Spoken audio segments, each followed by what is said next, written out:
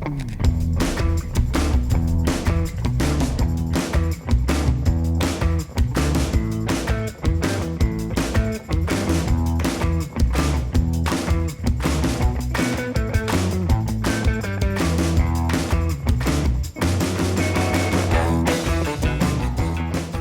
bonjour and welcome to the little Renault Zoe.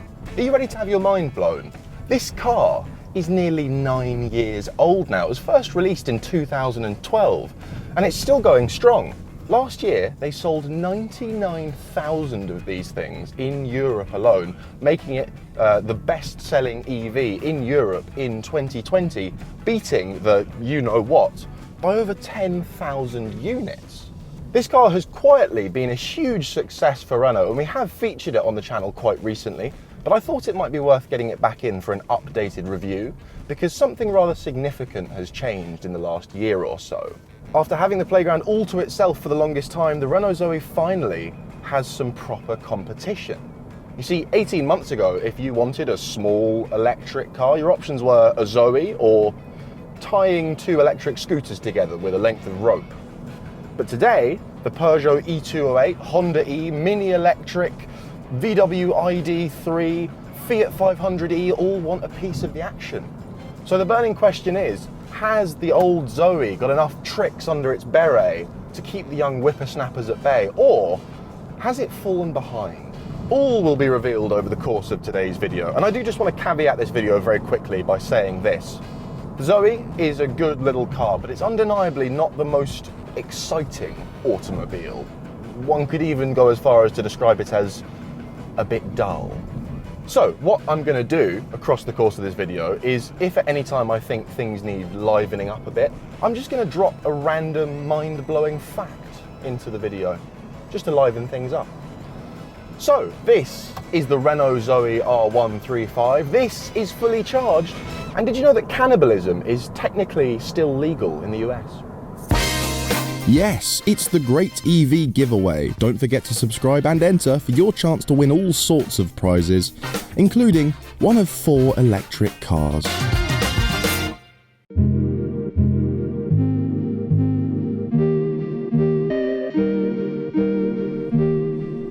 Despite appearing relatively unchanged at first glance, Renault has been working hard to keep the Zoe up to date during its long life.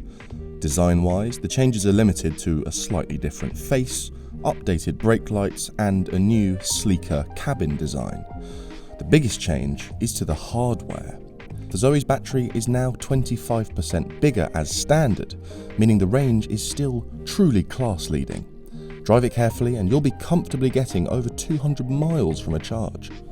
And for all their fancy features and cool toys, that's one thing most of the Zoe's new rivals cannot hold a candle to. Candles, by the way, were first put on cakes by the ancient Greeks, and someone who makes candles is called a chandler. Now, when driving the Zoe, you are definitely aware of the fact that you've got a big old battery under your bum. For one, you sit really quite high up for such a small car, and there is no height adjustment in the seat. What you get is what you get. And as a taller driver, that's far from ideal, because if I were to deploy the sun visor and I'm blind, that's very dangerous. Can't use that. And that is largely due to the fact that the Zoe is built onto a platform that was designed for ICE cars. So the packaging of these batteries underneath me is, well, suboptimal. The other telltale sign of the fact that this thing is lugging around a big old battery is the fact that, well, it feels quite heavy. This is a small car, and this R135 top spec model has a good 134 electric ponies of power to play with. That should be a recipe for fun. And yet, when I put my foot down, well, not an awful lot happens. It's brisk enough. But you wouldn't describe it as sporty, not least because it really loves to roll around in the corners. It's like a little ship. Now, in the past, I have been quite scathing about cars like the Mini Electric and Honda E for their pitifully small batteries and ranges. However, spending some time in the Zoe, you do slightly understand why they made the decision to go with a smaller battery pack for their smaller cars. Because it turns out, when you put a huge battery in a small car, there isn't room for much else. Like, you know, humans. Speaking of size, did you know that Russia It's bigger than Pluto.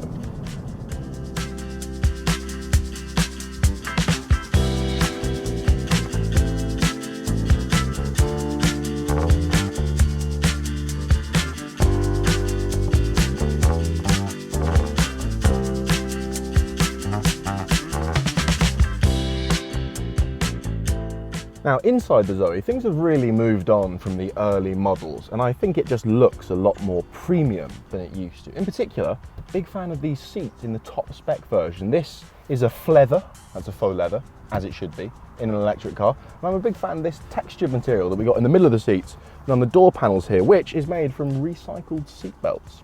I also really like the layout of all these buttons and switches in the middle here. We've got the nice big infotainment screen.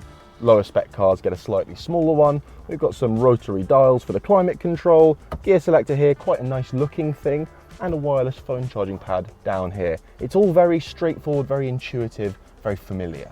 The infotainment system is actually pretty good to use. It's responsive, and crucially, it has Apple CarPlay and Android Auto, which is all anyone actually uses anyway. However, when you begin to touch things down here, the sense of quality does slightly fall off a cliff. Like this gear lever, which I really like the design of, it's a bit yucky to use. Why does it bounce back like that and make that horrible noise? I'm sort of worried that if I pull it into drive, it's going to bounce back into neutral, which it doesn't, but it's just not very nice. And I have to take issue with the number of fake buttons in here. What is going on here? These things, we could have found a use for those, Renault, surely? No? And the most annoying ones are on the wheel here. I've got two fake buttons on this side, one on this side. And the reason that bugs me so much is because there is nowhere on this wheel to adjust the volume of your music or to skip tracks. You know, the two things I really look for on steering wheel controls. Where are they? It took me years to find them. I thought I had to go into the touchscreen every time, but no, they're down here on this little weird stalk. I've got volume buttons on the end and a rotary dial on the back for skipping through tracks. If my grandmother had this car, she could go a decade without ever finding this. And now that I know it's there, and I'm used to it, it works perfectly fine. But is this a better solution than, you know, buttons on the wheel? No. This just reminds me a little bit of the VW ID3 with its wildly over-designed window switches. Some things just don't need changing. Also, did you know that some spiders keep frogs as pets?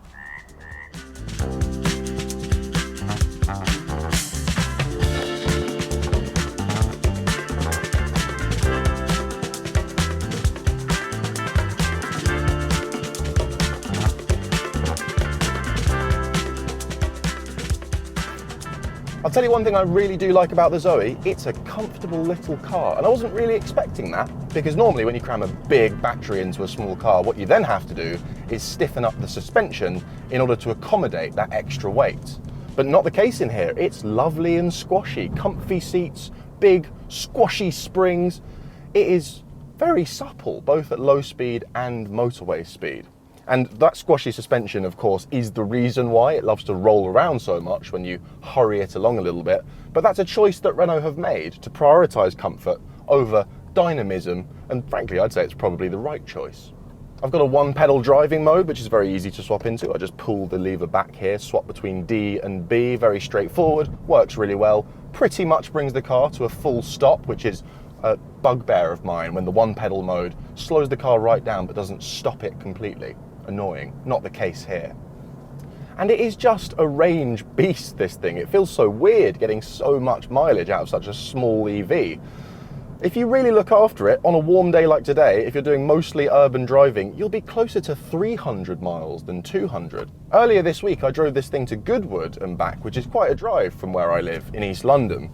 And when I arrived at Goodwood, I gave it a 10-minute squirt of charge on a 50 kilowatt rapid charger.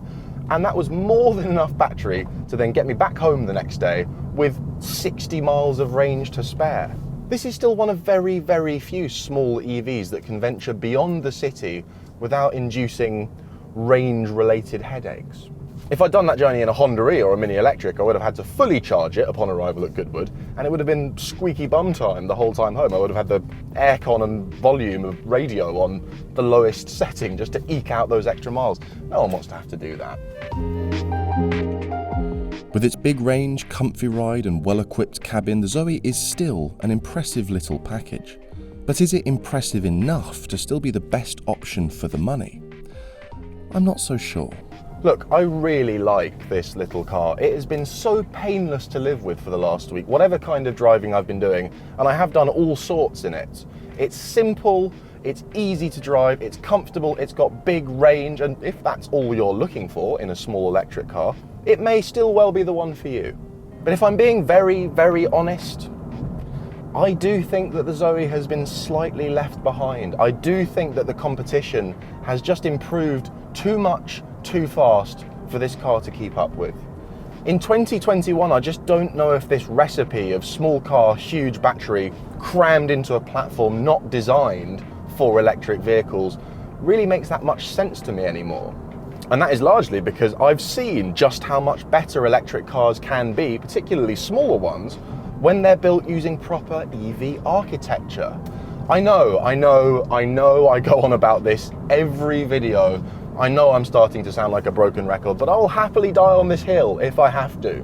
Because here's the thing, if someone were to blindfold you, pull you out of a Zoe, sit you in an ID3, take the blindfold off, you would be certain that you were in a much, much bigger car. But the ID3 is 20 centimeters longer and wider than the Zoe. They're practically the same size, and it's got so much more space inside. It feels airier, there's more room in the front, the rear seats can accommodate actual human adults with legs, and the VW ID3 offers about the same amount of range for the money as the Zoe, and it benefits from over-the-air updates, and it's better to drive.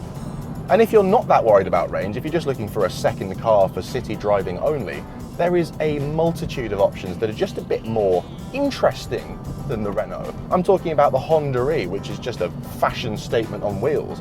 I'm talking about the Fiat 500e, which is dripping with charm. I'm talking about the Mini Electric, which is fantastic to drive.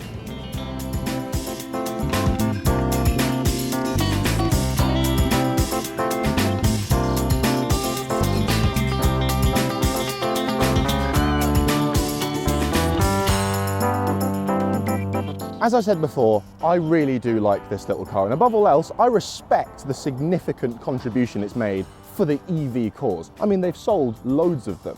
But to me, this now just feels a bit like an EV from a previous generation. And it's like I said in the Audi Q4 vid, that's less a criticism of this car and more an observation about how fast EVs are getting better, how quickly the game is moving along. Renault smashed it out the park with the Zoe back in 2012, undeniably. So much so that it's still a solid option 9 years later. But I think now it's time for Renault to up their game, to show us something a bit more imaginative, a bit more innovative. And if the gorgeous Renault 5 concept car that was unveiled not long ago is anything to go by, a car which has been confirmed for production, that's exactly what Renault plans on doing.